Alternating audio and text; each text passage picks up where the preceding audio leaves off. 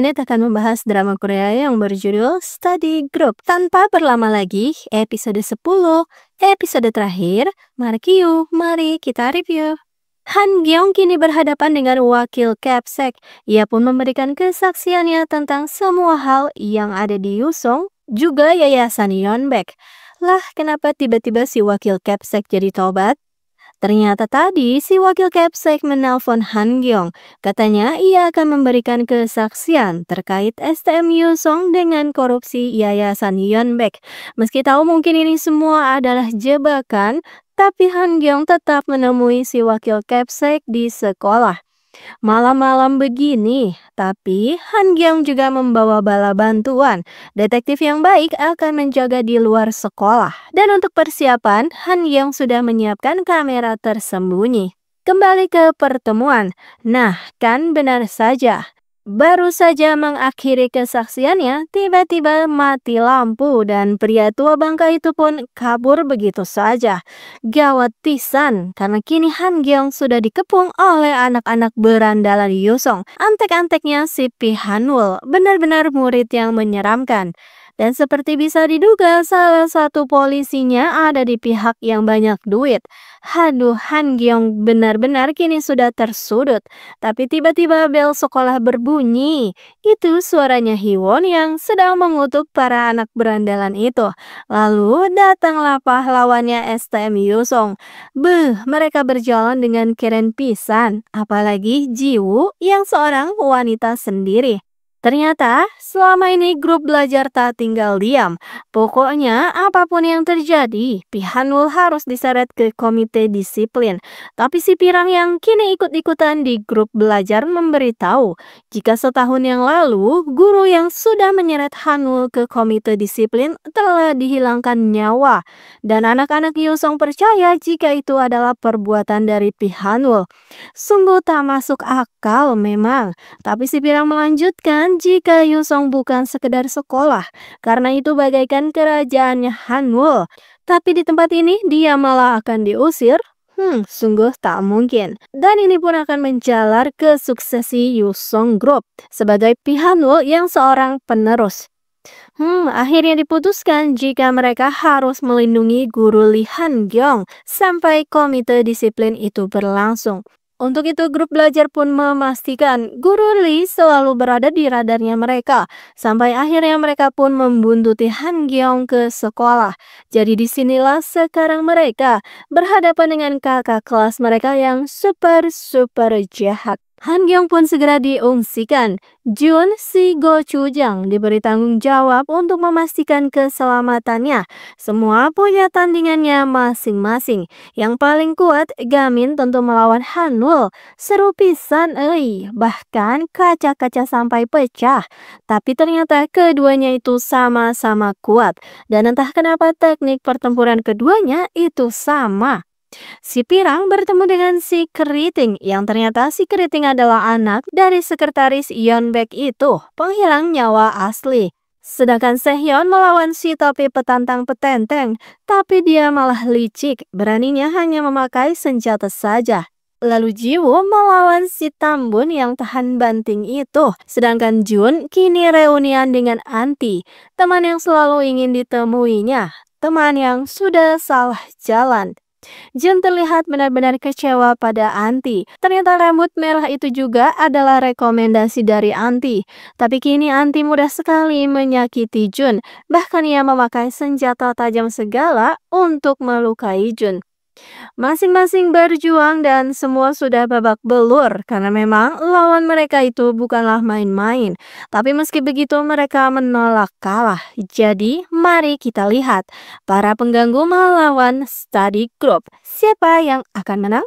Sedangkan Han Gyeong dia terus berlari, tapi pintunya malah dikunci. Mereka pun terjebak di sana.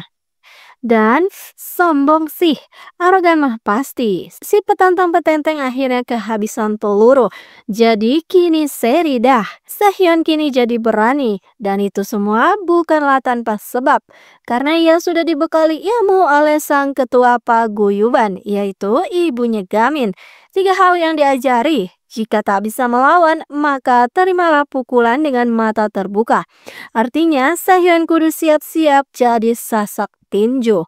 Dan setelah si lawan lengah, maka carilah titik-titik vital. Sehyeon pun mulai menyerang bagian-bagian itu. Dan terakhir, pukulan telak yang memberikan tinju ke arah jakunnya si Min Hwan.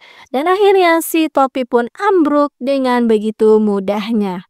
Sedangkan Jiwoo, ia sadar jika 1 lawan 1 tak berhasil. Akhirnya Jiwoo dan si Pirang bersatu. Kini 2 lawan 2. Sungguh kompak nih dua muda-mudi ini. Si Pirang meski tangannya sudah patah sebelah, tapi ia terus memberikan perlawanan hingga akhirnya mendapatkan kesempatan untuk mematahkan lengan lawannya juga. Dan akhirnya si Keriting pun KO. Sedangkan Jiwoo juga akhirnya berhasil menang dari si Gendut. Gendut pun akhirnya KO juga. Lalu di sisi lain ada Jun. Jun benar-benar sudah kecewa berat. Sebenarnya ia tak sungguh-sungguh melawan karena bagaimanapun Anti adalah sahabat baiknya. Tapi kini Jun benar-benar sudah muak. Jadi Jun kali ini melawan lalu memberikan pelajaran pada mantan temannya itu hingga tak memberikan Anti untuk melawan sedikit pun dan akhirnya Anti pun KO. Dan kini giliran ketua-ketuanya. Sulit sekali menentukan pemenang karena Gamin dan Hanwoo benar-benar sama-sama kuat. Pertarungan mereka di luar Nurul sampai tembok pun jebol segala. Sedangkan Han Gyeong akhirnya berhasil kabur dari sekolah, tapi di halaman ia sungguh terkejut karena kini banyak sekali gerombolan anak-anak berandalan.